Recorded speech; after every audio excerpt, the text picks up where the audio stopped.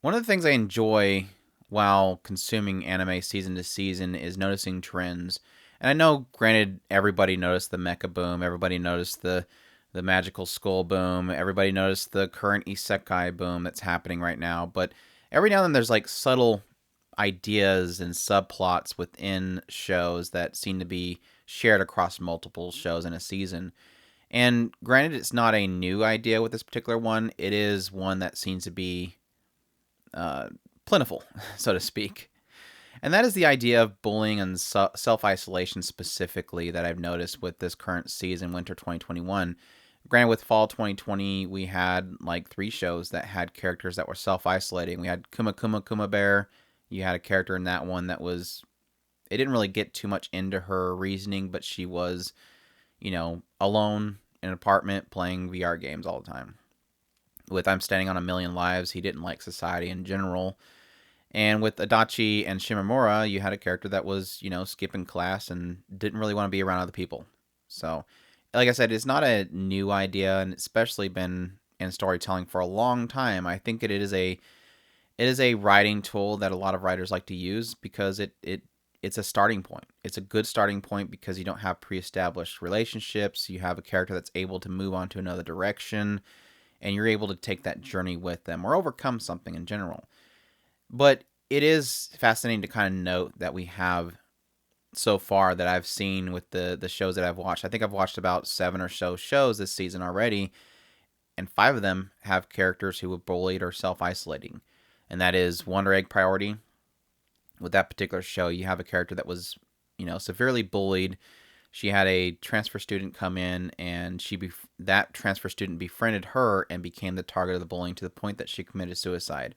And I think with the stories that they're going to be telling throughout the series, I think you're going to run into more cases of that. So that is a hot topic with that particular series. Horimiya, with that particular show, you have a character that was bullied in the past and decided to not try. Like he just isolated himself from the social groups in his particular school. With bottom tier character Tomozaki, you have a character that gave up on basically the game of life. He believes he was given a bottom tier character in the character creation for the real life, and everybody else has got dealt the good cards, got the good characters, got the good popular bodies and everything. And so he just kind of gave up on socializing. Jobless Reincarnation as a character that was, chubby in school, got tied to a fence, butt naked, and taken pictures of to the point that he decided to just become a NEET, lock himself up in a room. And Other Side Picnic, I haven't really gathered too much with her, but from understand, she seems like she has social anxieties with groups, and so she doesn't want to be around other people. So she, again, self isolates herself. And like I said, with five already shows that I'm running to with the one season, it does beg the question, like, yeah, we can go down the conspiracy theory route where there's a dark room in a basement somewhere where all the production committees join together. One person from each production committee comes to this room. It's a round table like Neon Genesis Evangelion, and they're all sitting there with their hands like Ikari, and they're all wondering what plot line are we going to hit next? What topic do we all want to hit at the same time? But it does beg the question if they all technically see a trend. Obviously, these companies are looking at trends. They're looking at what will sell. They're going to, map their storylines around what is popular at the time. And one of those popular topics right now could be bullying. And again, I'm not discounting the idea that this has been a subplot for a long time. There's a lot of characters in storytelling that are bullied. But with this particular one, it seems like it's also emphasizing so much on self isolation, specifically the idea of somebody themselves choosing to step away rather than them being pushed out of the way.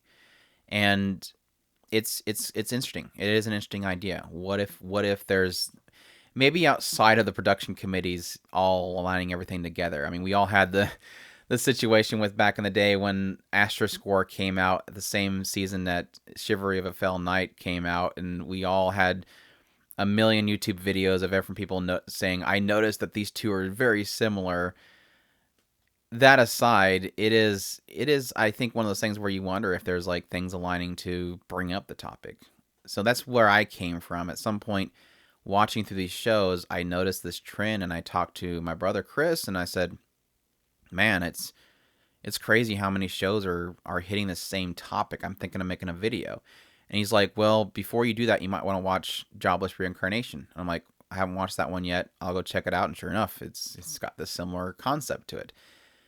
And it's sad because I don't necessarily see a lot of these shows ever really making a huge statement. I think Wonder Egg Priority will, of all of them. The rest of them, I think they're just using them as like a subplot to, some idea they want to explore. And I think for most shows, they don't really cover it well enough. Most storytelling doesn't, because I think the problem that most people run into is that nobody's story is the same as somebody else's. Nobody's experience with bullying is the same as somebody else with. Now, granted, they all technically have the same concepts within them. It's usually somebody that's being bullied by somebody else who's chosen them as a target, and they're driven to the point of either stepping away from social groupings, or unfortunately to the point of exiting life itself, which is a very unfortunate thing. But even though they don't seem to tackle it well enough or in the same way that we still see a possible way out, I think what each of them do kind of represent is a sense of hope. I think if anything you can get from these series is a sense of hope. And like with Wandering Egg Priority so far, with the episodes I've watched, 2 episodes only, I do think it's going to have a sense of you're not alone. Like there's a lot of people dealing with the same thing you're dealing with. You're not alone. With Horimiya, I think it's going for the idea of noting that there's another side to everybody. That the person that you think is the most popular might have this other side of them as well. Jobless Reincarnation, I don't really see anything coming from that because he's been given a new life. But I think his, if anything, is probably the idea that you can start over.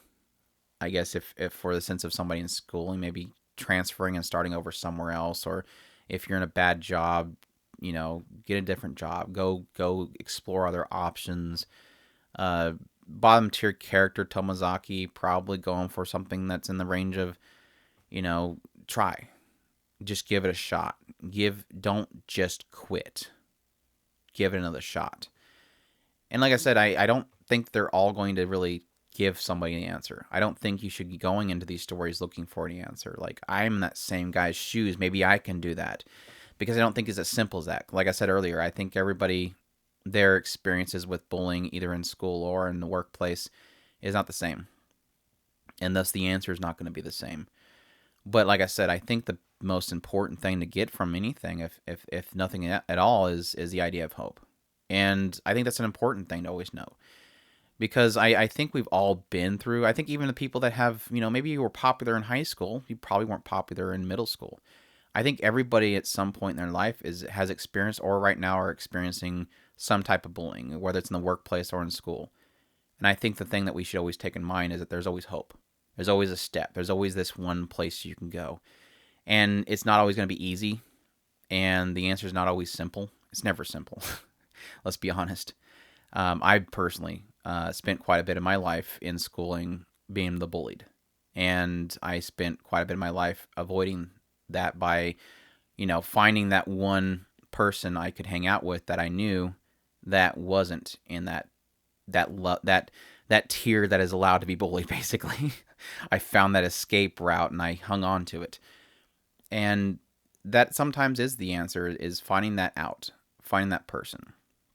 And I think it's important to note that, especially granted, anime has gotten more popular than ever. And so it is no longer really the nerds. And that's the same with gaming. Gaming is no longer the nerds. It has gotten so mainstream that it is acceptable to like that. But I think anime is not quite where gaming's at. Anime is still viewed with a little bit of a raised eyebrow by most people. But the thing that was great about the internet, even though we get a lot of bad things from the internet, one of the great things we got from the internet was, communities. We got the ability to have that outlet, have people that we can gather with and meet. And I think what the great thing about being an anime fan is that you do have so many other people that have dealt with the same situation who have been outed for a long time because they liked anime. And so we formed communities and we found groupings and people that we enjoy to be around. So it's important to note, even if you are the bullied, you're a part of the greatest community, the greatest community of people that you can be with, because we've all experienced it and we can be each other's strength. And I think that's an important thing, is if you are feeling bullied, if you are feeling outed, if you're feeling socially uh, outed by the groupings in school or even workplace, know that there's people out there that you can reach out to. There is somebody out there that will listen to you. Reach out to somebody, reach out to a community, reach out to me. Reach out to somebody before you get to that furthest step of being too isolated. You don't want to be there. It's not nobody's hatred towards you and bullying towards you is worth you, quitting. So that's basically what I kind of got from watching these shows. It gave me a desire to come on here and talk to you guys about this particular topic, and I hope it helps you guys. Again, if you're the one being outed, find somebody. If you're the one seeing it happening, it doesn't mean that you have to run over there and grab a person and pull them into the group and say, start talking, be a part of this group. Sometimes all it takes is a hi. Sometimes all it takes is not turning a blind eye. There's steps that you can take, slowly pull somebody out of that darkness that can help them, So I hope you guys enjoy this video. As always, if you guys enjoy this video, please leave a like, subscribe if you can, and I hope you all take care. And definitely, like I said before, don't quit. There's always somebody out there that can help you.